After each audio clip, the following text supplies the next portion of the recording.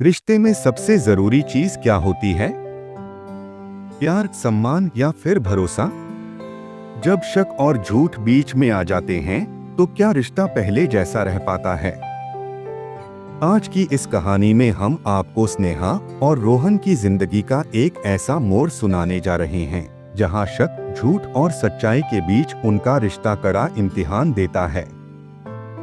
यह कहानी सिर्फ उनकी नहीं बल्कि हम सबकी जिंदगी से कहीं न कहीं जुड़ी हुई है। तो चलिए जानते हैं कि कैसे एक छोटी सी मुलाकात ने उनके रिश्ते में भूचाल ला दिया और क्या उन्हें दोबारा भरोसा मिल पाया। मेरा नाम स्नेहा है और मेरी शादी को 7 साल हो चुके हैं। मेरे पति रोहन एक मल्टीनेशनल कंपनी में काम करते हैं और बहुत व्यस्त रहते हैं। शादी के शुरुआती सालों में हमारा रिश्ता बहुत अच्छा था, लेकिन धीरे धीरे उनके व्यवहार में बदलाव आने लगा। रोहन को मुझ पर शक होने लगा और वे हर छोटी बड़ी बात पर मुझसे सवाल करने लगे। शुरुआत में मुझे लगा कि यह सिर्फ उनका केयरिंग नेचर है, लेकिन समय के साथ उनका शक बढ़ता ही गया। कुछ महीने पहले की बात है जब मेरे कॉलेज के एक पुराने दोस्त अमित से अचानक मुलाकात हो गई। अमित मेरे बहुत अच्छे दोस्त रहे हैं, लेकिन शादी के बाद हमारी बातचीत बिल्कुल बंद हो गई थी। उस दिन मैं मार्केट गई थी, वहीं अमित से मुलाकात हो गई। बहुत दिनों बाद मिलने की खुशी में हमने पास के एक कैफे में बैठकर पुरानी यादें ताज़ा की। हम दोनों ने अपने जीवन की नई नई बातें एक दूसरे के साथ साझा की। उस दिन तो सब कुछ सामान्य लगा, लेकिन जब मैं घर पहुंची तो रोहन का चेहरा उतरा हुआ था। उन्होंने मुझसे सवालों की झड़ी लगा दी, इतनी देर क्यों हो गई? फोन पर इतने खुश होकर किससे बात कर रही थी? तुम कुछ छुपा रही हो, ऐसा क्यों लग रहा है? मुझे पहले ही अंदाजा था कि वे इस तरह के सवाल पूछेंगे। मैं नहीं चाहती थी कि घर का माहौल खराब हो, इसलिए मैंने झूठ बोल दिया। मैंने कहा, कुछ नहीं, बस मार्केट में बहुत भीड़ थी, इसलिए देर हो गई। उन्होंने मेरी आंखों में देखा, लेकिन ज्यादा कुछ नहीं कहा। मैं जानती थी कि उनका शक अभी पूरी तरह खत्म नहीं हुआ है, लेकिन मैंने सोचा कि समय के साथ सब ठीक हो जाएगा। अगले कुछ दिनों तक रोहन का व्यवहार पहले जैसा नहीं था। उन्होंने मेरे फोन की कॉल हिस्ट्री और मैसेज चेक करने शुरू कर दिए। मैं घबरा गई क्योंकि मैंने अमित से 2-3 बार व्हाट्सएप पर चैट की थी। हालांकि मैंने हर बार चैट डिलीट कर दी ताकि रोहन को कोई शक न हो, लेकिन उनके शक का स्तर बढ़ता ही जा रहा था। एक दिन रोहन ने मुझसे सीधा सवाल किया, क्या तुम सच में उस दिन सिर्फ मार्केट गई थी? मुझे लगा कि वे मुझसे कोई और बात कर रहे हैं, तो मैंने हड़बड़ी में हाँ कह दिया। तभी उन्होंने मेरे सामने एक फोटो रख दी। वह फोटो उसी कैफे की थी जहां मैं अमित के साथ बैठी थी। मेरे पैरों तले जमीन खिसक गई। मुझे समझ नहीं आ रहा था कि अब क्या कहूं। रोहन का चेहरा गुस्से से लाल हो चुका था।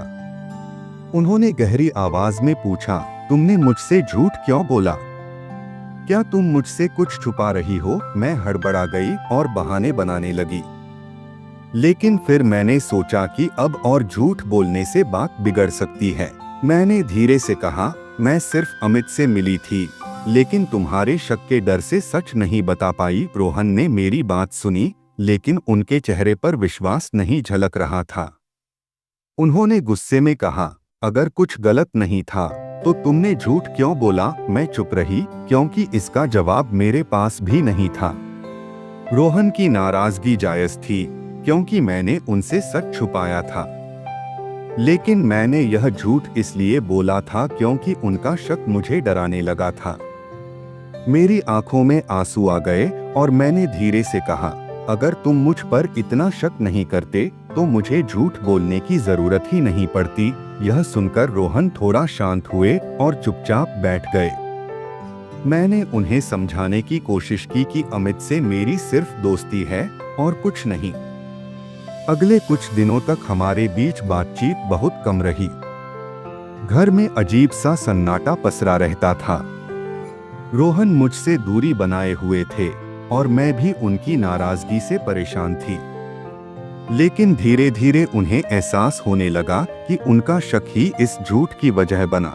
एक दिन उन्होंने खुद ही मुझसे कहा, शायद मेरा ज्यादा शक करना ही तुम्हें झूठ बोलने पर मजबूर कर रहा था। रोहन ने अपनी गलती मानी और कहा, मुझे तुम पर भरोसा करना चाहिए था। मैंने भी अपनी गलती मानी और कहा, मुझे भी झूठ नहीं बोलना चाहिए था। सच चाहे जैसा भी हो उसे बता देना चाहिए था। उस दिन हमने एक दूसरे से माफी मांगी और अपने रिश्ते को मजबूत करने का फैसला किया। मैंने वादा किया कि आगे से चाहे कुछ भी हो मैं उनसे कुछ नहीं छुपाऊंगी। उन्होंने भी मुझसे वादा किया कि वे मुझ पर बिना वजह शक नहीं करेंगे। रिश्ते की नींव विश्वास पर टिकी होती है। अगर शक बढ़ जाए तो रिश्ता कमजोर हो सकता है और अगर झूठ बोला जाए तो विश्वास पूरी तरह टूट सकता है। इस घटना ने हमें सिखाया कि पारदर्शिता और आपसी विश्वास बनाए रखना बहुत जरूरी है। अब हमारा रिश्ता पहले से ज्यादा मजबूत हो चुका था क्योंकि हमने एक दूसरे को समझने की कोशिश की थी। रिश्ते की नींव विश्वास पर टिकी होती है। जब एक बार शक घर कर जाता है तो रिश्ते में दरार आनी शुरू हो जाती है। लेकिन अगर दोनों पार्टनर मिलकर अपने रिश्ते को मजबूत करने की कोशिश करें तो हर मुश्किल का हल निकाला जा सकता है। स्नेहा और रोहन की यह कहानी हमें यही सिखाती है कि खुलकर बात करना, सच बोलना और एक दूसरे पर भरोसा करना कितना जरूरी है। आप इस बारे में क्या सोचते हैं? क्या आपको भी कभी शक और सच्चाई के बीच फंसा हुआ महसूस हुआ है?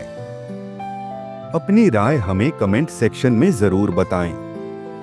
और अगर आपको यह कहानी पसंद आई हो तो इसे लाइक करें, अपने दोस्तों के साथ शेयर करें और हमारे चैनल को सब्सक्राइब करना न भूलें।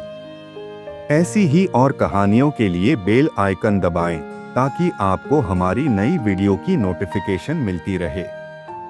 मिलते हैं अगली कहानी में। तब तक के लिए खुश रहिए और अपने रिश्तों को मजबूत बनाए रखिए।